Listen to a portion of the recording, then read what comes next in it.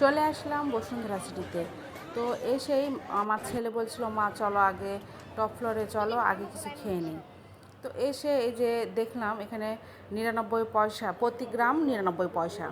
তো দেখে খুব ভালোই লাগলো, নতুন নতুন ছিল, আবার কিছু খাবার মানে আমরা খেয়েছি সেই রকমও ছিল। তো সব খাবার তো খাই নাই, দেখে একটু ইয়েই লাগলো। তো আমার ছেলে বলছে বাঁধাকপির সালাদটা আমার ছেলে নিচ্ছে। আমি বলতেছি, আরে বাবা, বাঁধাকপি তো খাইছিস, এই সালাদ আবার নতুন খাওয়ার কি? তো তারপরে যে পাস্তা নিচ্ছিল, নুডলস নিচ্ছিল।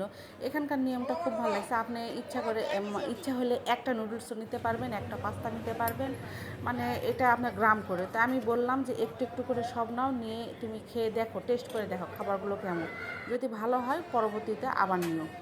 তো বাবু অল্প অল্প করেই নিচ্ছিল, নিয়ে তারপর সামান্য একটু রাইসও নিল, নিয়ে এই তো ভাইয়াকে দিল ওজন করতে।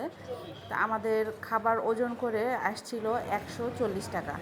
তো তারপরে বাবু টেস্ট করতেছে কেমন হয়েছে খাবারগুলো। তা আমি আবার জিজ্ঞাসা করছিলাম যে বাবু কেমন। তো ও খেয়ে বলতেছে যে না মামুনি, খারাপ নয়, ভালোই আছে, কিন্তু তুমি যেটা রান্না করো সেটা বেশি ভালো। তো এদিকে আর একটা খাবার অর্ডার করছিলাম, সেটাও খাবো।